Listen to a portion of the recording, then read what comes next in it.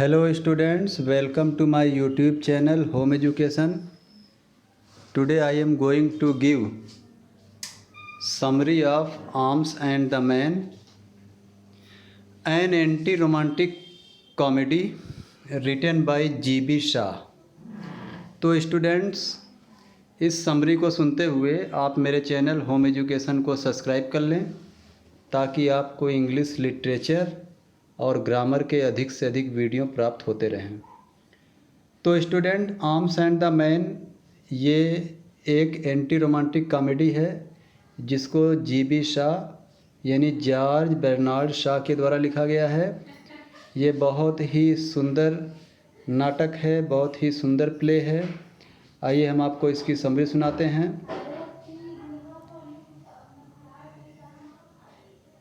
1885 का समय है।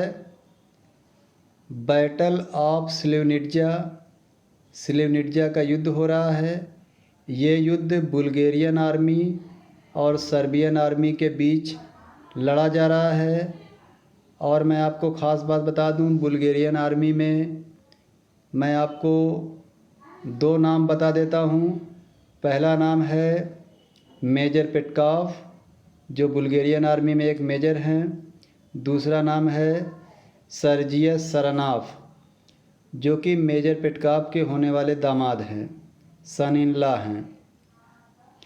अब मैं आपको बता दूं, सर्बियन आर्मी में मेन रोल निभाने वाले कैरेक्टर का नाम है ब्लंचली, जो कि एक स्विस सोल्जर हैं, अर्थात वो स्विट्ज़रलैंड से बिलोंग करते हैं, लेकिन वो सर्बियन आर्मी में आर्टिलरी ऑफिसर का काम कर रहे हैं।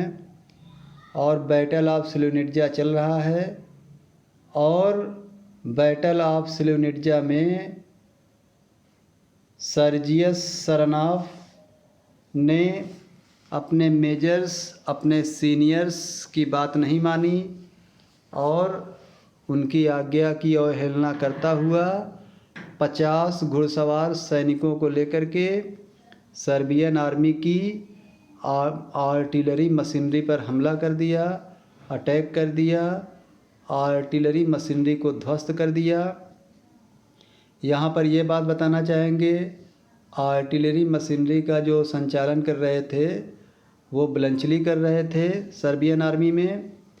तो पूरी आर्टिलरी मशीनरी को ध्वस्त होने के बाद वहाँ के सैनिकों को भागना पड़ा, ब्लंचली को भी भागना पड़ा। और ब्लंचली के अनुसार सर्जियस ने बहुत ही बेवकूफ़ फुलिश एक्टिविटीज़ किया था, क्योंकि वह आर्टिलरी मशीनरी के सामने अपने 50 घुड़सवार सैनिकों के साथ आ गया था। अगर ब्लंचली और उनके सैनिकों के पास नकली गोला बारूद न होते, क्योंकि उन्हें नकली गोला बारूद सप्लाई किया गया था, अगर असली गोला बारूद होते तो सर्जियस और उसके घुड़सवार सैनिक को वहीं भून दिया गया होता, वो वहीं ढेर हो गए होते। तो बहरहाल आर्टिलरी मशीनरी ध्वस्त होने के बाद ब्लंचली और उनके सिपाही इधर उधर भाग खड़े हुए और भागते भागते ब्लंचली सीधे मेजर पेटकॉव के घर पहुंच गया, यानी कि वह अपने दुश्मन के घर पहुंच गया। वाटर पाइप से चढ़ करके वह रैना पेटकॉव के बेड चेम्बर में पहुंच गया। रैना पेटकॉव के बेड चेम्बर में पहुंच गया। बता देना चाहते हैं कि रैना पेटकॉव मेजर पेटकॉव की बेटी हैं और रैना पेटकॉव उस समय सोने की तैयारी कर रही थी। लाइट वगैरह ऑफ करके वह सोने की तैयारी कर रही थी, लेकिन अचानक से ही एक अजनबी का उनकी खिड़की से अंदर आना, रैना पेटकॉव को ये जानकारी हो गई कि कोई अंदर आया है। जल्द ही उन्हें पता चल गया कि उनके बेड चेम्बर में एक सर्बियन सोल्जर, जैसा कि उसकी वर्दी से क्लियर हो रहा था कि एक सर्बियन सोल्जर उनके बेड चेम्बर में आ चुका है। रैना पेटकॉव डर गई, घबरा गई और उन्होंने बचने का भरपूर प्रयास किया, लेकिन ब्लंचली ने उन्हें अपने रिवॉल्वर के बल पर वहीं बिठाए रखा वहीं डराए रखा और ब्लंचली उनसे बार बार रिक्वेस्ट कर रहा था कि मेरी जान आप बचा लीजिए, मुझे यहाँ छिपने की जगह दीजिए। आज रात भर मैं छिपने के बाद कल सुबह जल्द से जल्द मैं चला जाऊँगा। वह रैना से रिक्वेस्ट करता है कि उसे कुछ खाने पीने के लिए दें। रैना उसे कुछ चॉकलेट क्रीम देती है जिसे वो बहुत जल्दी खा करके उसका डब्बा फेंक देता है। आप याद रखें कि बाद में रैना ने उस ब्लंचली का नाम चॉकलेट क्रीम सोल्जर भी रखा था। ब्लंचली और रैना की बहुत सी बातें भी हुई थी। उन बातों में मैं आपको ये बता दूं, रैना ने ब्लंचली से पूछा कि जब तुम लोग वहाँ से भाग गए तुम्हारी आर्टिलरी मशीनरी पर हमला हो गया, क्योंकि रैना को पहले से ही पता था कि उसके होने वाले पति सर्जियस ने आर्टिलरी मशीनरी पर हमला किया था, क्योंकि ये न्यूज़ रैना को मिल चुकी थी। ये न्यूज़ रैना की माँ कैथरीन ने उसे बताया था, क्योंकि बैटलफील्ड से ये न्यूज़ रैना को मिल चुकी थी। तो रैना ने उससे पूछा कि युद्ध कैसा था, जिस व्यक्ति ने आर्टिलरी मशीनरी पर हमला किया वो दिखता कैसा था। रैना सर्जियस की एक फ़ोटोग्राफ लेकर आई और ब्लंचली उस फ़ोटोग्राफ को देखकर बहुत हंसा और उसे हंसी बर्दाश्त नहीं हो रही थी। और ब्लंचली ने कहा कि यही तो वह डन क्विकजोट था, अर्थात यही तो वो पुलिस सैनिक था जो मेरी आर्टिलरी मशीनरी के सामने आ गया, और वो तो वहीं ढेर हो गया होता, उसके 50 घुड़सवार भी ढेर हो गए होते, लेकिन अनफॉर्चुनेटली नकली गोला बारूद होने के कारण वह हमारी मशीनरी पर आक्रमण करने में सफल हो गया, हम लोगों को खदेड़ने में सफल हो गया। उसकी किस्मत अच्छी है और उसे जो इनाम वगैरह मिल रहा है वो सब एक बेवकूफ़ी वाली एक्टिविटी है, क्योंकि उसमें कोई वीरता वाला काम उसने किया ही नहीं है। यह सुनकर रैना गुस्सा आ जाती है, जल जाती है, क्योंकि उसके होने वाले पति की बेइज्जती एक दुश्मन कर रहा है, वो भी उसके बेड चेम्बर में बैठकर उसके सामने कर रहा है। तो बहरहाल किसी तरह से जो है रात और होती है, फिर बुल्गेरियन आर्मी के सैनिक अधिकारी ब्लंचली और आर्टिलरी मशीनरी के अन्य सैनिकों की तलाश करते करते मेजर पेटकाफ के घर के आसपास आ जाते हैं। फिर ये न्यूज़ रैना को मिलती है कि सैनिक आ चुके हैं। ब्लंचली भी जान जाता है बाहर गोलाबारी चल रही है, ब्लंचली डर जाता है। अब ब्लंचली रैना को रिवाल्वर से डराने के बजाय वह उसका क्लाक ले लेता है, उसका गाउन ले लेता है। अब रैना अर्धनग्न अवस्था में होती है और उसको गाउन पहनना बहुत ज़रूरी होता है। ब्लंचली उससे कहता है कि रूम से बाहर मत जाना, और उसका गाउन छीन लेता है। और ब्लंचली कहता है कि वो सैनिक, तुम्हारे सैनिक जो कि वीर नहीं हैं और मूर्ख हैं, वो मुझे यहाँ से पकड़ कर ले जाएंगे, मुझे मारेंगे, सूअर की तरह मेरा कत्ल कर देंगे। और वो रैना से बोलता है कि मैं तुम्हारा वस्त्र नहीं दूंगा, मैं तुम्हारा गाउन नहीं दूंगा, क्या तुम चाहोगी कि तुम्हारे कमरे में वो सैनिक आएं और तुम्हें अर्धनग्न अवस्था में देखें।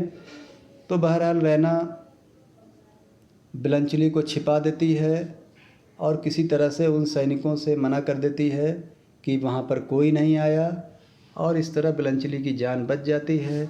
रैना ब्लंचली में कुछ ऐसी बातें होती है कि रैना ब्लंचली के ऊपर आकर्षित हो जाती है, उससे प्यार करने लगती है, उसके दिल में ब्लंचली के लिए दया आती है, रहम आता है, प्यार होता है। और वो सुबह सुबह ब्लंचली को अपने पिताजी की कोट देती है, मेजर पेटकाफ की कोट देती है, और उसमें एक फ़ोटोग्राफ, छोटी सी फ़ोटो अपनी रख के देती है, जो कि रैना की तरफ से एक प्रेम की निशानी थी।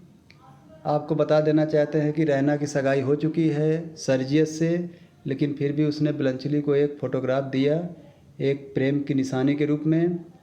तो बहरहाल सुबह सुबह ब्लंचली वहाँ से चला गया, और जब सुबह होती है तो सबसे पहले मेजर पेटकाफ आते हैं। उनकी बातें नाश्ता पानी करने के बाद थोड़ा वाइन वगैरह लेने के बाद उनकी बातें कैथरीन से होती हैं। वो अपनी थकान के बारे में चर्चा करते हैं। कैथरीन अपने दर्द और सर्दी जुकाम रोग के बारे में चर्चा करती है। और कैथरीन ने अपने घर में बेल लगाया है, बटन दाबने पर घंटी बजती है तो निकोला या लूका आते हैं और डील करते हैं। याद रहे, मेजर पेटकाफ के घर में एक सर्वेंट है लूका, मेड सर्वेंट है लूका, और एक सर्वेंट है निकोला। निकोला पहले से ही सर्वेंट है, लूका बाद में आई है, उसको निकोला के द्वारा लाया गया है, एक गरीब परिवार से लाया गया है। निकोला उससे शादी करना चाहता है, लेकिन लूका लालची है। शुरू में शादी करने के लिए तैयार थी, बाद में उसने शादी करने से इनकार कर दिया। रीज़न आपको आगे पता चलेगा। तो मेजर पेटकाफ कैथरीन से बातें करते हैं। फिर थोड़ी देर बाद सर्जियस आ जाता है। सर्जियस से मेजर पेटकाफ और कैथरीन की बातें होती हैं। कैथरीन बहुत ही खुश हैं, और क्योंकि उनका होने वाला जो दामाद है उसने स्लिवनिट्जा के युद्ध में अच्छा परफॉर्मेंस किया है। उसने सर्बियन आर्मी की जो आर्टिलरी मशीनरी है उसको ध्वस्त कर दिया था, और इस तरह से कैथरीन बहुत खुश हैं। मेजर पेटकाफ चाहते हैं कि उनका होने वाला दामाद और उनकी बेटी रहना थोड़ा घूम टहल लें, थोड़ा मूड फ्रेश करें, एक दूसरे को और अच्छी तरह जानें। उन्हें एक मौका दिया जाता है कि घूमें टहलें। और रैना बहुत उत्साहित है, बहुत खुश है अपने होने वाले पति सर्जियस को लेकर के, और सर्जियस से बोलती मैं हैट लेकर आती हूँ। लेकिन सर्जियस इधर लूका को ताड़ता रहता है, लूका को घूर कर देखता रहता है। लूका जूठे बर्तन को टेबल से उठाकर ले जा रही है, उसे देखता रहता है लूका को। लूका सर्जियस को समझ जाती है, भांप लेती है, और सर्जियस को देखने का एक मौका देती है, अपने शरीर को दिखाने का एक मौका देती है। वो चाहती है कि सर्जियस उसके ऊपर फ़िदा हो जाए, इतना फ़िदा हो जाए कि शादी कर ले। तो लूका नौकरानी है मेजर पेटकाफ के घर में, लेकिन वह एक रानी बनना चाहती है, एक अमीर से शादी करना चाहती है। वह सर्जियस पे डोरे डालना शुरू कर दी। सर्जियस का झुकाव उसकी तरफ बढ़ता जा रहा है। सर्जियस उससे प्यार करने लगा एक दो मुलाकातों में, और धीरे धीरे सर्जियस रैना को नापसंद करने लगा। और यही नापसंदगी एक दिन वह डिक्लेयर कर देता है कि वह रैना से शादी नहीं करेगा, बल्कि वह लूका से शादी करेगा। ये बात आपको आगे बताता हूँ। फिर क्या होता है, इस तरह से जो है नाटक आगे बढ़ता है। ब्लंचली जो कि कोट लेकर गया था मेजर पेटकाफ की, रैना ने उसे दिया था, वो कोट लौटाने आता है। वो सोचता है कोट धीरे से लौटा देंगे रैना को, लेकिन सबको पता चल जाता है। मेजर पेटकाफ को पता चल जाता है, कैथरीन को पता चल जाता है, सर्जियस को पता चल जाता है। अब क्योंकि मेजर पेटकाफ ब्लंचली को पहचानते हैं, सर्जियस भी ब्लंचली को पहचानता है, युद्ध समाप्त हो चुका है, संधि हो चुकी है, अब कोई किसी का दुश्मन नहीं है। मेजर पेटकाफ कुछ डॉक्यूमेंट को पूरा करने में, युद्ध से संबंधित डॉक्यूमेंट को पूरा करने में वो ब्लंचली की मदद चाहते हैं। सर्जियस से मदद ले रहे थे, लेकिन सर्जियस सफल नहीं हुआ, ब्लंचली ने मदद कर दिया। और ब्लंचली काफ़ी हास्य कैरेक्टर है, वो सबका एंटरटेनमेंट करता है। कैथरीन से उसकी बातें होती हैं, मेजर पेटकाफ से होती हैं, सर्जियस से भी बातें होती हैं, हर विषय पर बात होती है, रोमांस पर बात होती है, युद्ध पर बात होती है। उसके बाद फिर ब्लंचली वहाँ से चला जाता है। रैना का लगाव ब्लंचली से है, अभी भी है, लेकिन उसे ये नहीं मालूम कि सर्जियस उसे धोखा देगा और एक दिन डिक्लेयर कर देगा कि वह उससे शादी नहीं करेगा, बल्कि लूका से शादी करेगा। तो रैना लगातार उम्मीद लगाए बैठी है कि सर्जियस से उसकी शादी समय पर हो जाएगी, लेकिन एक दिन सर्जियस ये डिक्लेयर कर देता है कि वह रैना से प्यार नहीं करता है, वह लूका से प्यार करता है और वह लूका से शादी करेगा और वो रैना से शादी नहीं करेगा। तो इस डिक्लेरेशन के बाद मेजर पेटकाफ निराश हो जाते हैं, कैथरीन गुस्सा हो जाती हैं कि उनका दामाद, होने वाला दामाद ने ये क्या फ़ैसला कर लिया। सर्जियस ने सगाई किया था, इंगेजमेंट किया था, फिर मंगनी को तोड़ रहा है। काफ़ी नाराज़गी होती है, लेकिन अब सर्जियस का फ़ैसला हो चुका है तो पेटकाफ फैमिली कुछ नहीं कर पाती, असहाय महसूस करती है। फिर ये असहाय और निरस्ता का माहौल बना हुआ रहता है। फिर एक दिन ब्लंचली फिर आता है और उसकी बातें सभी से होती हैं। कैथरीन से बात होती है ब्लंचली की, तो कैथरीन बताती हैं कि रैना की एंगेजमेंट टूट गई है, सगाई टूट गई है, सर्जियस से सगाई लगी थी, टूट गई है। और अब वो लोग परेशान हैं कि आखिर रैना की शादी किससे होगी, किसके पास इतना बड़ा घर है, किसके पास इतनी संपत्ति है, किसके पास इतनी चादरें हैं, किसके पास इतने घोड़े हैं, किसके पास इतने चम्मच हैं, वगैरह वगैरह तमाम बातें होती हैं। तो अब ब्लंचली, जो कि एक स्विट्ज़रलैंड से बिलोंग करने वाला है और सर्बियन आर्मी में प्रोफेशनल सोल्जर के रूप में काम कर रहा था, लेकिन ब्लंचली काफ़ी रईस फैमिली से बिलोंग करता है। मेजर पेटकाफ के पास जितनी संपत्ति है उससे कई गुना ज़्यादा ब्लंचली के पास संपत्ति है और ब्लंचली ये सब सारी बातें डिस्क्लोज करता है, कैथरीन और पेटकाफ को बताता है और वह रैना का हाथ मांगता है और इस तरह से